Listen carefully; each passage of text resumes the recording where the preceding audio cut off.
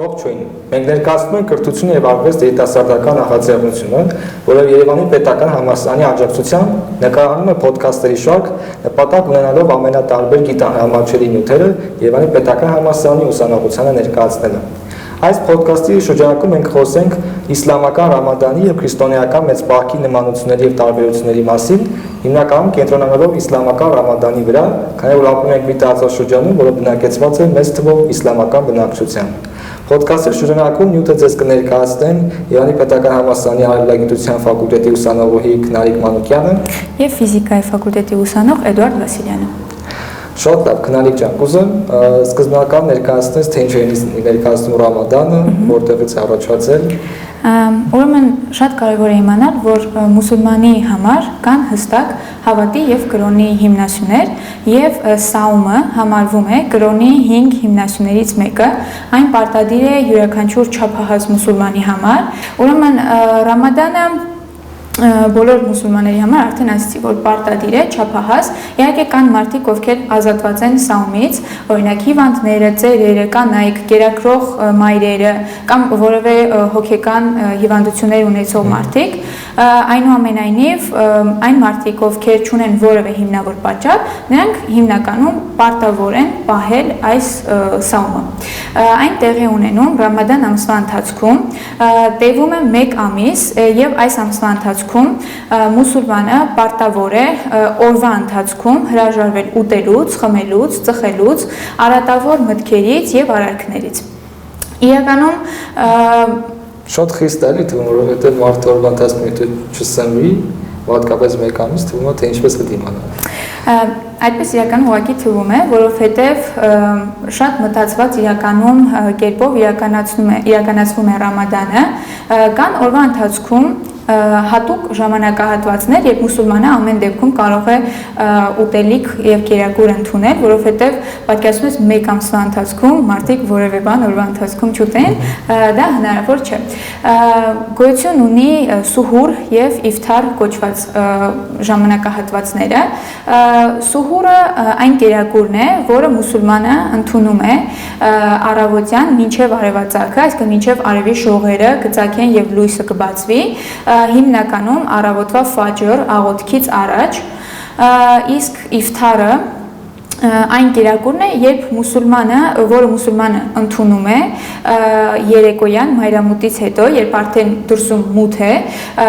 ասում են, երբ սպիտակ եւ սև թելերը այլևս իրարից չես կարող տարբերել, միայն այդ ժամանակ կարող է ընդունել կերակուր,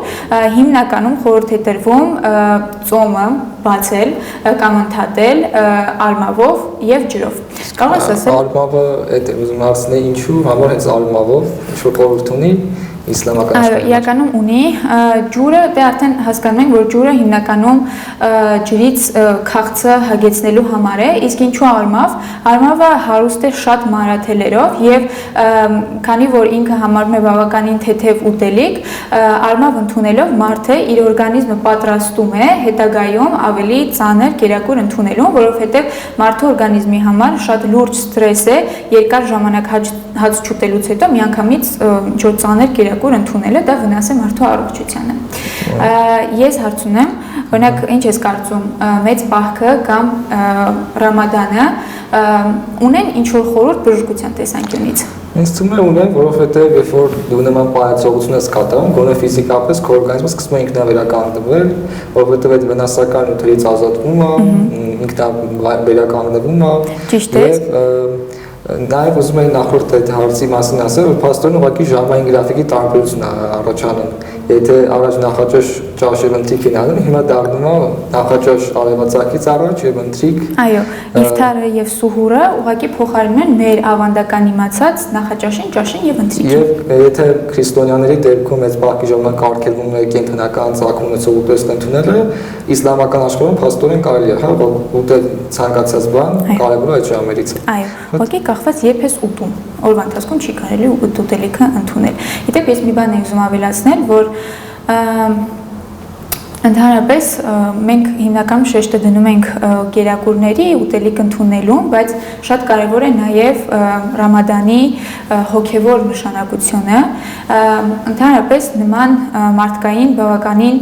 պարզ կարիքներից հրաժարումով մուսուլմանը ցույց է տալիս իր սերը եւ նվիրվածությունը Ալլահի նկատմամբ եւ նաև իր հավատի ուժը,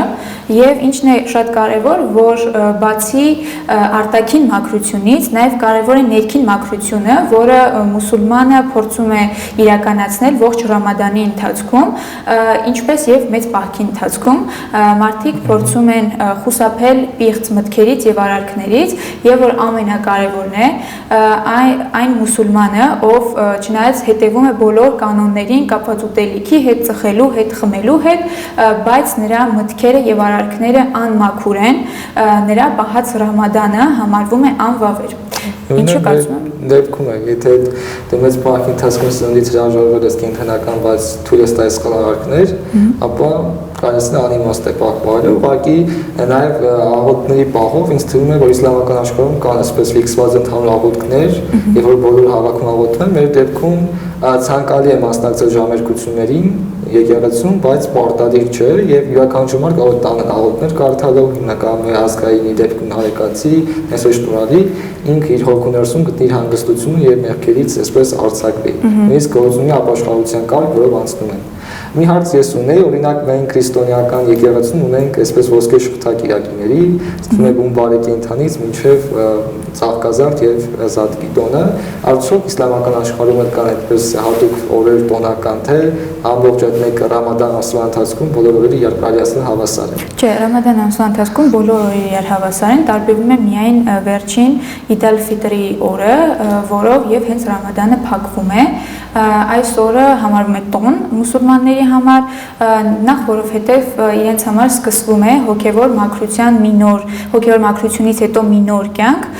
որտեղ իրենք արդեն մուտք են գործում ամբողջությամբ մաքրված եւ արտաքին եւ հասնելով եւ արտաքին եւ հոգևոր մաքրության, իսկ առանձին կոնկրետ հստակ նմանատիպ օրեր ինչպես մեծ պահքի ընթացքում գոյություն չունի ոչ։ Իսկ Ռամադանը ինձ ներկայացնում է բարեգործություններ կատարել, օրինակ մեր եկեղեցում հիմնական դա դիմում է կամ ատամների տեսքով, կամ եթե ինչ-որ մարդ ցանկանում է ողորմություն է տալիս նրանց, ովքեր որ կարիքի մեջ են գտնվում։ Իհարկե գոյություն ունի, ընդհանրապես իսլամում բարեգործություն իրականացնելը շատ ցանկալի եւ ողջունելի է, Ռամադանի ընթացքում հատկապես մի քանի անգամ ավելի ողջունելի է, հիմնականում նաեւ ամենակարևոր ուրեմն բարեգործությունը, որ մուսուլմանը իրականացնում է, Իդ ալ-Ֆիտր տոնի ժամանակ է, այն պարտադիր է բոլոր մուսուլմանների համար, ինչու, որովհետեւ ունի խորհուրդ եւ այդ խորհուրդը հանդիսանում է այն, որ անգամ ամենաաղքատ մուսուլմանը այլ մարդկանց տված բարեգործության միջոցով կարողանա վայելել այս տոնը, քանի որ այն բոլոր մուսուլմանների համար ուրախ եւ շատ լուսավոր տոն է։ Իսկ ինչ վերաբերում է ընդհանուր բարեգործություններին, ապա իսլամ գոյություն ունի կամավոր եւ պարտադիր բարեգործություն, կամավորը շատ ողջունելի է, դե պարտադիրը բոլոր մուսուլմանների համար պարտադիր է։ Ինձ օրինակ հետաքրքիր է նաև, որ փաստորեն գոյություն ինչ-որ չափ չէ, օրինակ 3260 գրամ կարծեմ ինչ-որ այդպես սահմանաչափ կար բարեգործության։ Իրականում գոյություն ունի, բայց իհարկե այն փոփոխվում է, եթե օրինակ չգիտեմ, նման բարեգործությունը ընդունում են շատ աղքատ մարդուց, բնականաբար նա չունի հնարավորություն նման չափի բարեգործություն իրականացնել, ամեն դեպքում հաշվի առնում են, թե բարեգործությունը ով է իրականացնում։ Այս առումով հետաքրքիր տարբերություն կա մեծ պահքի եւ Ռամադանի միջեւ, նախ ինչենք որ մեծ պահքը 40 օր է տևում, իսկ Ռամադանը 25-30 օր եւ փաստորեն ճակատագրի գիշերի նման ավելի խտացված աղոթական շաբաթ մենք ունենք ավակ շաբաթը, որը սկսվում է ծաղկազարդից մինչև ճայգալույցի պատարակ, այս ընթացքում նկարագրվում է Հիսուս Քրիստոսի այդ չարչարանքները, խաչելությունը եւ տեղի ունեն բազմաթիվ խտացված աղաղություններ եկեղեցական, խավարման կարգ եւ այլն, փաստորեն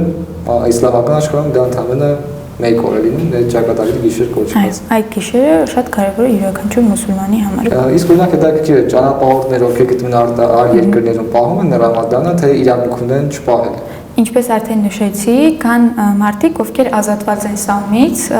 օրինակ հիվանդները, մայրերը, կերակրող, այդ թվին դասում են նաև ճանապարհորդները, ովքեր այդ Ռամադանի ընթացքում գտնում են ճանապարհորդության մեջ։ Իհարկե, սա հիմա բավականին քննարկումների առիթ է դարձել, որովհետև մենք հասկանում ենք, որ Ռամադանը դեռ մարգարեի օրից օրոք գոյություն ունի, այն ժամանակ ճանապարհորդություն իրականացնելը շատ բարդ էր եւ շատ նորմալ է, որ մարդիկ այս ժամանակ ազատվում էին սաումից, բայց քանի որ հիմա զարգացել են տեխնոլոգիաները, փոխվել է ընդհանրապես աշխարհը, հիմա ճանապարհորդություն իրականացնելը բավականին հեշտ է եւ շատ են քննարկումները արդյոք նորից ճանապարհորդները ազատվում են սաումից թե ոչ, հիմա համենայն դեպս չկա որևէ օրենք, որով նրանք չեն ազատվում, այսինքն յուրաքանչյուր ճանապարհորդ, ով գտնվում է Ռամադանի ժամանակ ճանապարհորդության մեջ, նա ամբողջությամբ ազատված է սաումից։ Բայց կներես դա չի նշանակում, որ նրանք չեն իրականացնում, հիմնականում խորհուրդ է տրվում, որ մարդիկ, ովքեր բաց են թողնում Ռամադանի այդ շրջանը, լրացնեն այն անպայման, ու նաև այն մարդիկ, ովքեր Ռամադանի ընթացքում ունենում են որևէ լուրջ պատճառ, թեկուզ մեկ օրով, ուրեմն իրենց սաումը կիսած թողնել, նրանք անպայման դրանք այդ մեկ օրը թեկուզ պետք է լրացնեն։ Բաց դրանից օրինակ մենք մեծ բախը ավարտում ենք Ջուրակալոցի պատերակով եւ այսպես ավետիս ենք տալիս Քրիստոս հարյավի մեռելոց, հետաքրքիր կա ինչ-որ արդյոք դիմելաձև, որով իսլամական աշխարհում միմյանց ողջույն են տալիս եւ հաստորեն տոնում Ռամադանի ավարտը կամ պահեցողության ավարտը։ Դե ինչպես արդեն ասացի, քանի որ Ռամադանը ավարտվում է Իդ ալ-Ֆիտր տոնով, այս տոնի ընթացքում մարդիկ ուղղակի իրար շնորհավորում են Ռամադանի ավարտով, չկա որևէ իրական դիմելաձև, հիմնականում Իդ ալ-Ֆիտր տերմինն են օգտագործում որպես ի նշան նրա, որ Ռամադանը ավարտվել է եւ մարդիկ դրանով շնորհավորում են միմյանց այդ տոնի կապակցությամբ։ Շատ հետաքրքիր է, որովհետև փաստորեն Ռամադանը յուրօրինակ միջոց է իսլամական աշխարհին թեկուզ մեկ ամսով իրար միավորելու համար, միմյանց ներելու համար, որը մեծ դեր ունի համախմբելու համար ազգին, եւ կարծում եմ, որ ճիշտ այս ժամանակները փոխվել են եւ թվում է թե իսլամական աշխարհում այդ համախմբումը չկա, բայց ամեն դեպքում մեծամասնությունը կպահեն ավանդույթները։ Այո, քանի որ արդեն ասացի, որ Ռամադանը բոլոր մուսուլմանների համար պարտադիր է, չափած մուսուլմանների, սա կարծես բոլոր մուսուլմաններին միավորելու մի յուրահատուկ ձև է,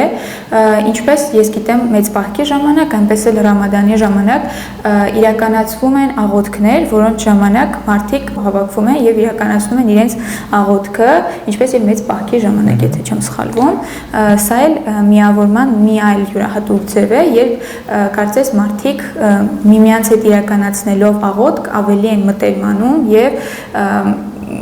այդ բարդ Ռամադանի ճանապարհը անցնում են միասին։ Ես մեկ այլ հարց ունեմ, քանի որ մենք խոսում ենք ուրեմն Ռամադանի եւ մեծ պահքի նմանությունների մասին, ինչ շատ հետաքրքիր է, կա մեկ այլ նմանություն, որ դու նկատել ես թեման ուսումնասիրելու ժամանակ։ Ճիշտ ասած, այս բանին ինչքան նմանություն մտաբերում էի ներկայացրեցի, որով այլ նմանություն այս բանին չեմ հիշում, ճիշտ ասած։ Ես կարող եմ մի նկատառում անել, օրինակ մենք դու արդեն խոսեցի համենայն դեպս աղոթքների ժամանակ, որոնք քրիստոնյաներն են իրականացնում։ Ես ուզում եմ նշել, որ մուսուլմանները, մենք գիտենք, որ մուսուլմանները ունեն 5 պարտադիր աղոթք, որը պետք է իրականացնեն օրվա ընթացքում, եւ ինչպես քրիստոնյաների համար շատ ցանկալի է, որ օրվա ընթացքում աղոթեն, կարդան շատ աստվածաշունչ, նարեկ, նույն կերպ ցանկալի է, որ մուսուլմանները բացի 5 պարտադիր աղոթքներից օրվա ընթացքում շատ ընթերցեն Ղուրան, ինչի արդյունքում նրանք կարծես ավելի են մոտենում Աստծուն հասնելով հոգևոր մաքրության։ Իսկ տարբերություններից օրինակ մեր դեպքում որևէ սպեսխիստ սահմանափակում չկա, էլի փաստորեն, եթե մարդը չի պահում մեծ պահք, որևէ բան չի ենթադրվում, իսկ փաստորեն իսլամի դեպքում հետո պետք է ինչ-որ կերպ կամ ողորմություն տալ, կամ հետո այդ օրերի պահել ուրիշ օրերի, այդ օրերի փոխարեն։ Անգամ մարդիկ, ովքեր ազատվում են, ցանկալի է, որ հատուցեն կրկին բարեգործություն անելով։ Կամ մարդիկ, ովքեր օրինակ չունեն հնարավորություն օրինակ Ռամադանը պահելու, գտնվում են հիվանդություն, ինչ-որ կոնկրետ հիվանդության մեջ, նրանց խորհուրդ է տրվում բացի բարեգործությունից, նաև ուրեմն շատ աղոթել, իրենց ժամանակի մեծ մասը անցկացնել մզկիթներում աղոթքներ իրականացնելով։ Նաև հետաքրքիր ոչինչ, բայց նախկինում մեծ բախի ժամանակ պատերազմները կարծես 1 ամսով դադար են կողմանում։ Իսկ եւ իսլամական աշխարհում այդպես Ռամադանի շրջանում աշխատում են զերծում լրատվական գործողություններից։ Այո, որովհետեւ տեղի ունենում մուսուլմանների համախմբում, պատերազմները եւս հնարավոր է որ որոշ ժամանակով դադարեցվեն, հենց հատկապես Ռամադանի ընթացքում։ Եվ մի շատ կարևոր բան է, որ շատ ծայրահեղական դեպքեր են ես հանդիպում, երբ Ռամադանի ընթացքում օրինակ մարդիկ իրենց թուքը կուլ չեն տալիս, միայն նրա համար, որ չի կարելի որևէ հեղուկ ընդունել, բայց սա շատ ծայրահեղական, այո, օրինակ Ռամադանի ընթացքում թույլ է տրվում տեղեր ներարկելը կամ անգամ երբ ասում են օրինակ բերանում սուղրից հետո մնացել է որևէ ուտելիք, դա կուլ տալը հնարավոր է, եթե այն ուրեմն գարու հատիկից փոքր է, այո, ինչպես նաև թուքը կուլ տալը, որը արդեն շատ ծայրահեղական երևույթ է, դա արդեն հավատեք չի պարտադրում, այլ մարդկանց մտածելակերպից է գալիս։ Իդեպ մի շատ հետաքրքիր բան էլ կա, որ ընդհանրապես իսլամում մտադրությունը շատ կարևոր է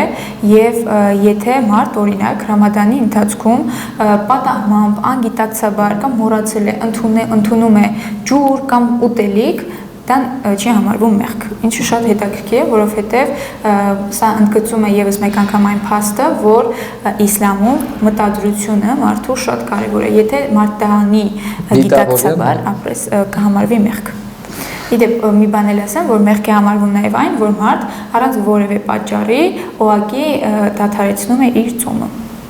Շատ հետաքրքիր էր, մեր դեպքում օրինակ, եթե մարդը գտնում է, որ ինքը ինչ-որ խնդրից է, որ չի կարող պահել, ազատորեն դուրս գալ պահից, ընդ որում նաև ես ուզում եմ շեշտել, որ մեր եկեղեցու գլխավոր խորհուրդը դա հաղորդությունն է եւ մեծ բախի ժամանակ աստեն հաղորդություն չեն ստանում, բացառիկ դեպքում, եթե լինում է Գրիգոր Ուսաբոչին կամ Մարիամ Ասպետացնի ավետման տոնը, այդ դեպքում բացխոնող պատարակ է լինում եւ հաղորդություն են ստանում։ Սա մեր պահեցողության ձևն է, բայց մնացած ժամանակ եկեղեցու վարակույրը փակ է լինում, որը նշանակում է դրանից արտաքսվել է եւ մարդու մեղավոր բնությունը Սա է որոշակի տարբերություն կամ նմանություն կարող ենք համարել։ Ընդհանրապես շատ կարևոր է հասկանալ, որ եւ մեծ բախի եւ Ռամադանի գլխավոր նմանությունը հանդիսանում է այն, որ երկուսի նպատակն է ուրեմն հավատացյալին հասցնել հոգեվոր այնպիսի մաքրության, ինչպես որի մեջ Աստված կցանկաներ նրան տեսնել, եւ որ ամենակարևորն է այս ժամանակահատվածում մարդիկ ազատվում են իրենց արտաքին եւ մարմնական ցանկություններից ավելի կենտրոնանալով հոգեվորի վրա։ Այո։ Շատ հետաքրքիր է, որովհետև եթե մենք կապում ենք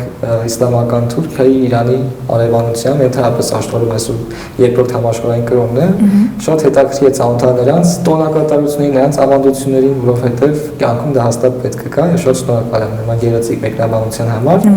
Հուսով ենք, որ մեր ուսանողները նույնպես հասկացան իսլամական Ռամադանի եւ բախի նմանությունները, տարբերությունները եւ հետագայում կկարողանան ստացած գիտելիքները կիրառել իրենց կյանքում։ Շնորհակալ ենք։